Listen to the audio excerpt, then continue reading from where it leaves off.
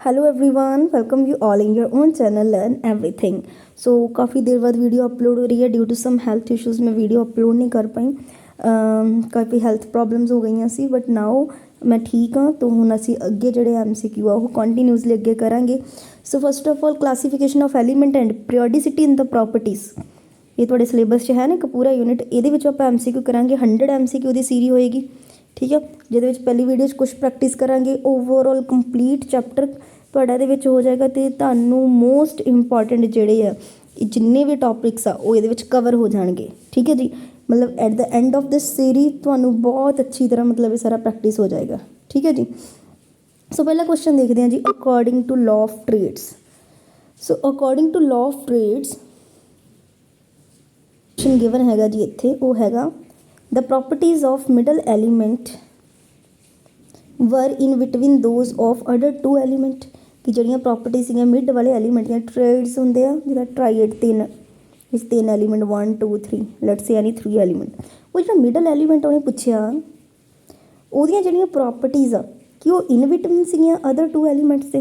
पहला उन्हें यह क्या, पहला ही आंसर ਇਹਦਾ सही है। मैं ਤੁਹਾਨੂੰ ਦੱਸ ਦਿੰਦੀ ਹਾਂ, जो लॉ ऑफ ट्रेड्स आया ਸੀ ना, जिद्दां पीरियोडिक टेबल अलग अलग लॉ आए, law of triads, law of octaves, Mendeleev दा मॉडर्न पीरियोडिक लॉ, ਉਹਦੇ पहले लॉ के अकॉर्डिंग ਜਿਹੜਾ ਸੀਗਾ कि ਜਿਹੜਾ मिड ट्राइएड्स बनाए सी उन्हें ट्रेड बनाए ਸੀਗੇ, ਜਿਹਦੇ ਵਿੱਚ ਜਿਹੜਾ ਮਿਡ ਵਾਲਾ ਐਲੀਮੈਂਟ ਸੀ ਉਹਦੀਆਂ ਪ੍ਰੋਪਰਟੀਜ਼ ਜਿਹੜੀਆਂ ਸੀਗੀਆਂ ਅਦਰ ਟੂ ਐਲੀਮੈਂਟਸ ਦੇ ਪ੍ਰੋਪਰਟੀਜ਼ ਦੇ ਬਿਟਵੀਨ ਲਾਈ ਕਰਦੀਆਂ ਸੀ, ਠੀਕ ਹੈ। ਸੋ ਪਹਿਲਾ ਆਂਸਰ ਹੀ ਇਹਦਾ ਸਹੀ ਹੈਗਾ ਜੀ। ਨੈਕਸਟ ਹੈਗਾ law of octaves stated. Law of octaves ਕੀ ਕਹਿੰਦਾ ਸੀਗਾ कि ਜਿਹੜਾ ਐਵਰੀ 8th ਐਲੀਮੈਂਟ ਆ ਉਹਦੀਆਂ property similar to first element ਆ, कि ਜਿਹੜਾ हर 8वें एलीमेंट आ कि ਉਹਦੀਆਂ ਪ੍ਰੋਪਰਟੀਜ਼ ਪਹਿਲੇ ਵਰਗੀਆਂ ਐਲੀਮੈਂਟ ਵਰਗੀਆਂ ਆ। ਦੇਖੋ ਜਿੱਦਾਂ सा रे गा मा फा दा नी, फिर की आ गया सा, 1 2 3 4 5 6 7 8वां की प्रॉपर्टी फिर किहदे वर्गी, पहले वर्गी हो गई। यही लॉ ऑफ ऑक्टावस सीगा जिहड़ा कहंदा सी हर 8वें एलीमेंट की प्रॉपर्टी जिहड़ियां सिमिलर होणियां फस्ट एलीमेंट ते, ठीक है जी। नैक्सट है the periodic table of today owes its development to chemistry, namely जिहड़ा हुण दा पीरियोडिक टेबल आ इहदा जिहड़ा आ किहड़े दो साइंटिस्ट है द्रमिति मेंडलीव एंड लॉथरल मायर, ठीक है जी। ये तुसीं याद रखना। नैक्सट है जी first periodic law stated by Mendeleev was, ठीक है। मेंडलीव ने जो फस्ट पीरियोडिक लॉ दिता सीगा, देखो मेंडलीव का ना काफ़ी चिर चलिया सीगा, उस तो बाद जिहड़ा हुण मॉडर्न जिहड़ा चल रहा ना, ये मेंडलीव की ही अगे जिहड़ी करैक्शन की गई है। बट मेंडलीव भी बहुत लंबे समय तक चलिया गया, इस सानूं बहुत हैल्प हुई, मतलब कि बहुत अच्छा उन्हें पीरियोडिक टेबल नूं स्टेट किया सी। इहदे अकॉर्डिंग की सीगा, सो पहले क्वेश्चन है there is no correlation in the properties of atomic weight and element. The properties of element are a periodic function of their atomic number.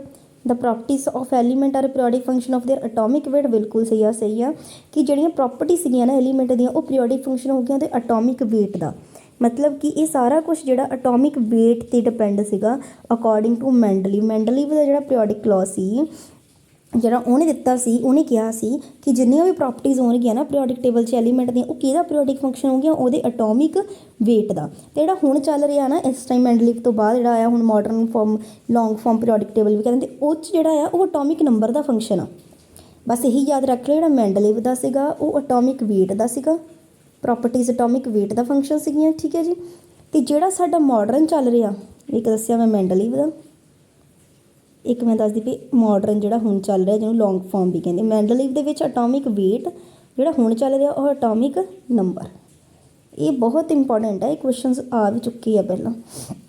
Next है जी which of the following is not merit of Mendeleev periodic. Merit होंदियां कि जिहड़ियां खूबियां कह सकते आपां, लाभ जिहड़े कह सकते मेंडलीव दे, किहड़ा नहीं सीगा, मतलब सानूं पता भी नहीं चाहिए किहड़े हैगे आ। सो फस्ट ऑप्शन जिहड़ा इहदा हैगा आ ਉਹ ਹੈਗਾ ਆ ਕਿ ਉਹਨੇ ਹੈਲਪ ਕੀਤੀ ਸੀ in correcting the atomic mass of some element. ਉਹਨੇ ਕਈ ਐਲੀਮੈਂਟਸ ਦਾ ਜਿਹੜਾ ਆ ਅਟੋਮਿਕ ਮਾਸ ਕਰੈਕਟ ਕੀਤਾ ਸੀਗਾ। ਬਿਲਕੁਲ ਸਹੀ ਗੱਲ ਆ, ਉਹਨੇ ਕਈ ਐਲੀਮੈਂਟਸ ਦਾ ਜਿਹੜਾ ਅਟੋਮਿਕ ਮਾਸ ਆ ਉਹਨੂੰ ਕਰੈਕਟ ਕੀਤਾ ਸੀ। ਪਹਿਲੀ ਗੱਲ ਤਾਂ ਇਹੀ ਹੈਗੀ ਆ। He predict the property of some undiscover element and left the gap for them. ਦੇਖੋ ਨਾਲ ਨਾਲ ਨਾ ਤੁਹਾਡੀਆਂ ਇੱਥੇ ਪੂਰੇ ਦਾ ਪੂਰਾ ਕੱਲ੍ਹ ਟੋਪਿਕ ਹੀ ਕਲੀਅਰ ਹੋ ਜਾਂਦਾ मेंडलीव ਦਾ। ਜੇ मतलब मेंडलीव ਦੇ ਪੀरियोडिक ਟੇਬਲ ਜਿਹੜਾ ਸੀਗਾ ਪਿਛਲੇ ਕੁਐਸਚਨ 'ਚ ਆਪਾਂ ਇਹ ਪੜ੍ਹ ਲਿਆ ਕਿ ਉਹ ਅਟੋਮਿਕ ਵੇਟ ਦਾ ਫੰਕਸ਼ਨ ਸੀਗੀਆਂ। ਹੁਣ ਤੁਸੀਂ ਉਹਦੇ ਮੈਰਿਟਸ ਵੀ ਪੜ੍ਹ ਰਹੇ ਹੋ ਕਿ ਉਹਨੇ ਬਹੁਤ ਸਾਰਿਆਂ ਦਾ ਅਟੋਮਿਕ ਮਾਸ ਕਰੈਕਟ ਕੀਤਾ। ਦੇਖੋ ਆਹ ਬੜੀ ਵੱਡੀ ਗੱਲ ਸੀਗੀ, ਉਹਨੇ ਨਾ ਪਹਿਲੇ ਪ੍ਰੈਡਿਕਟ ਕਰ ਲਏ ਸੀ ਕੁਛ ਐਲੀਮੈਂਟ ਅਨਡਿਸਕਵਰ, ਮਤਲਬ ਡਿਸਕਵਰ ਨਹੀਂ ਹੋਏ ਸੀ। ਉਹਨੇ ਨਾ ਜਦੋਂ ਪੀਰਿयोडिक ਟੇਬਲ ਬਣਾ ਰਿਹਾ ਸੀ ਤਾਂ ਉਹਨੇ ਨਾ ਵਿੱਚ ਜਗ੍ਹਾ ਛੱਡਤੀ ਸੀ ਉਹਨਾਂ ਦੀ, ਕਹਿੰਦਾ ਇੱਕ ਦਿਨ ਇਹ ਖੋਜੇ ਜਾਊਗੇ ਇਹ, ਠੀਕ ਹੈ।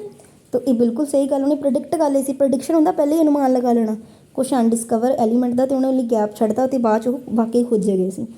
ही framed the periodic table with vertical horizontal column, vertical and horizontal column obviously इदा जिहड़ियां हॉरीजेंटल लाइन सी जिन्होंने आप पीरियड कहने 7 पीरियड से, इदा वर्टिकल कॉलम जिहड़े 18 उन्होंने ग्रुप्स का नाम दिता।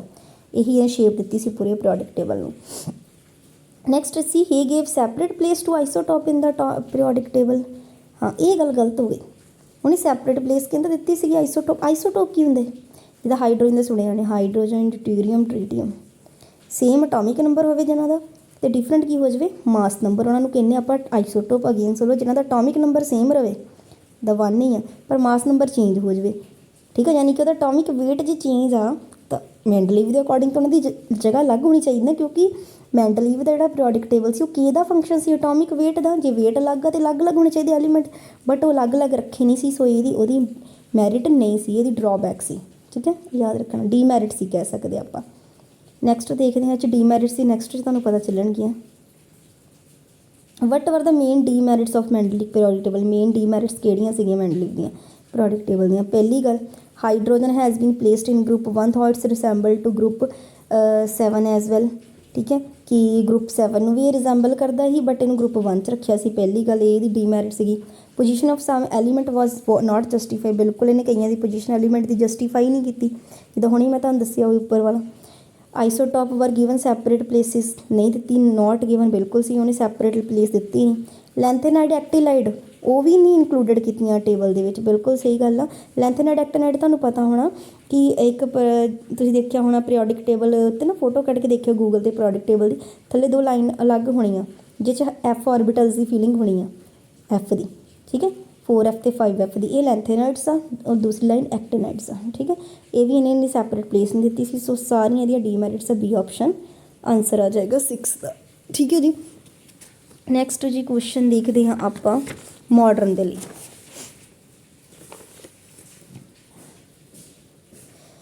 7th in long form of periodic table. Long form मैं तुहानूं दस चुकी हाँ ऑलरेडी, जिहड़ा होना वो लॉन्ग फॉर्म ही है।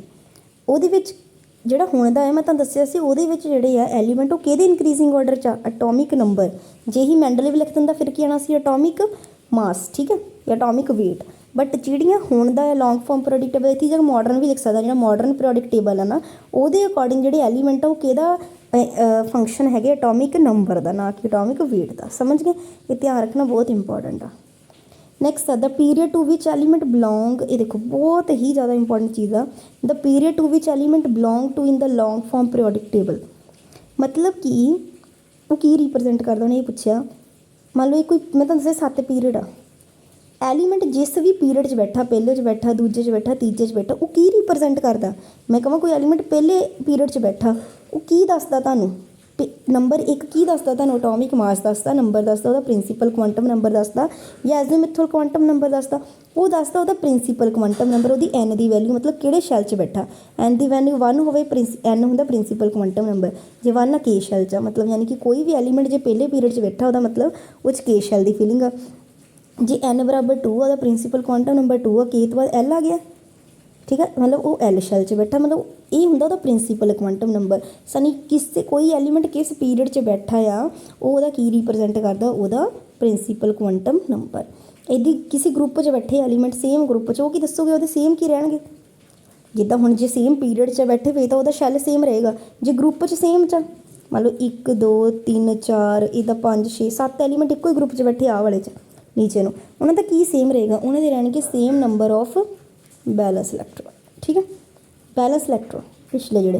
ठीक है, इलैक्ट्रॉनिक कॉन्फिगरेशन वगैरह देख लियो तुसीं, भावें पीरियोडिक टेबल ना विद इलैक्ट्रॉनिक कॉन्फिगरेशन गूगल ते फोटो कट के देखियो, जिहदे एंड च 1s1 आ ना पहले ग्रुप च सारिਆਂ ਦੇ, फिर 2s1 3s1 एंड ते एक ही बैलेंस इलैक्ट्रॉन होएगा। चैक कर लियो, भावें ग्रुप दे विच ਉਹਦੇ बैलेंस इलैक्ट्रॉन सेम ही रहंदे। ठीक है जी, नैक्सट देखते हैं जी। हाँ जी, 10th क्वेश्चन देखो।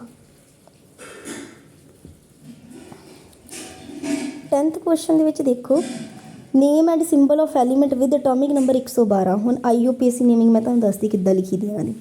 ठीक है, देखो एक होवे ना, पहला ना तुसीं ये लिख लो अपनी कॉपी ते 0 मतलब नील, 1 मतलब अन, 2 मतलब बाय, 3 मतलब ट्राई, इन्हें नोट करो।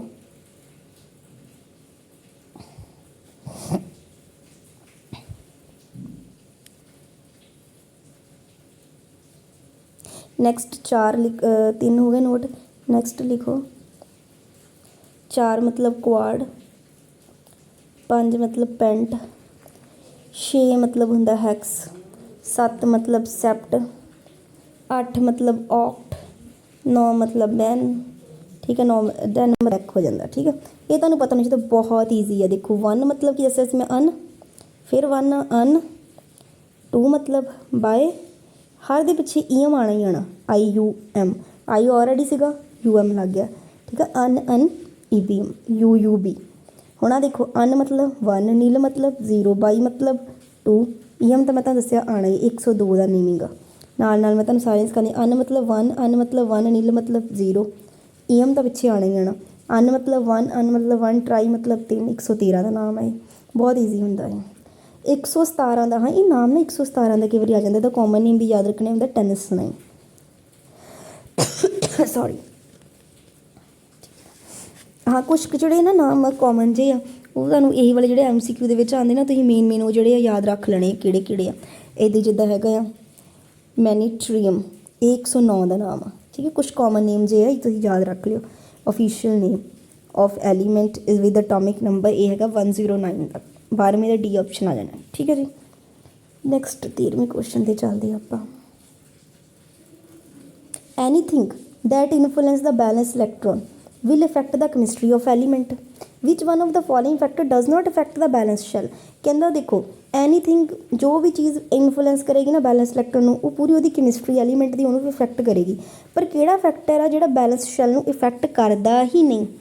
ਤਿੰਨ ਵਿੱਚ ਉਹਨੇ ਤੁਹਾਨੂੰ ਪੁੱਛਿਆ ਕਿਹੜਾ ਆ, ठीक है। वो हैगा आ ਉਹਦਾ nuclear charge, valence principal quantum number, nuclear mass या नंबर ऑफ कोर इलैक्ट्रॉन। देखो इलैक्ट्रॉन तो मैं शैल ते कहानी घूमदी दस चुकी हाँ मैं, इलैक्ट्रॉन्स चार्ज भी ओबवियसली उन्होंने होगा। न्यूक्लीयर मास नाल कोई फर्क नहीं पैंदा, ये इफैक्ट नहीं करता बैलेंस शैल नूं, क्यों? क्योंकि न्यूक्लियस किहदा कंसिस्ट हुंदा, प्रोटोन ते न्यूट्रॉन दा, ठीक है। प्रोटोन जिहड़ा आ सॉरी न्यूक्लियस जिहड़ा वो किहदा कंसिस्ट आ, प्रोटोन ते इलैक्ट्रॉन दा, ठीक है। तो बट न्यूट्रॉन तो तुहानूं पता इफैक्ट करते ही नहीं, इस करके न्यूट्रॉन दे क्योंकि कोई चार्ज नहीं ना हुंदा, इस करके न्यूक्लीयर मास आंसर होना इहदा। Which one of the following element show as pair their atomic number belong to the same period. हुण ना मैं एक वीडियो भी बनाई सी जिस मैं तुहानूं पीरियड वगैरह सारा कुछ कढ़ना सिखाया सी, वो इलैक्ट्रॉनिक कॉन्फिगरेशन है। मेरी एक वीडियो होनी, मैं ना ये डिस्क्रिप्शन दे विच लिंक भी शेयर कर दिंदी उस वीडियो का कि किद्दां तुसीं पीरियड ग्रुप देख सकते हो, कॉन्फिगरेशन लिखनी आनी चाहिए है वो तुहानूं, ठीक है। तो first of all her atomic number की तुसीं पहला मैं तुहानूं आंसर दसनी, ਇਹਦਾ बी आंसर आना मैं दसदी किद्दां। जो 12 की तुसीं इलैक्ट्रॉनिक कॉन्फिगरेशन लिखोगे ना वो की आएगी 1s2, ये लिखनी आनी चाहिए, नहीं तो सीख लियो किसी भी वीडियो तो यूट्यूब तो उदा भी कॉन्फिगरेशन लिखनी सीख लियो। 2s2 2p 6 3s2। सिमिलरली 17 वाले दी लिखियो, ठीक है। 17 वाले दे एंड च की आ जाना 3s2 3p5 लिख लियो पूरी, मतलब मैं सिर्फ एंड वाली लिख लेनी। ये भी देखो यदा भी प्रिंसीपल एंड वाला शैल किहड़ा तीसरा, ये भी शैल किहड़ा तीसरा। तो सानू शैल की दसदे हुंदे, पीरियड किहड़े पीरियड च बैठा, एक क्वेश्चन भी किया ना अपने पिछे कि किस पीरियड च बैठा वो दसदा था शैल। तो आ सा एंड देखना कित्थे होया, एंड च जिहड़ा भी शैल होगा ना तीसरा है, तो इत्थे तीसरा आ, इहदा मतलब कि सेम पीरियड नूं बिलोंग करते हैं। बाकी तुसीं जिन्नियां मर्जी कॉन्फिगरेशन लिख के दे लो किसी सेम नहीं होना। सो ये क्वेश्चन सिंपल ही सीगा, कुछ औखा नहीं सीगा। Match the atomic number of element in the column 1 with the period given in the column 2 and mark the appropriate choice, ठीक है। सो देखते हैं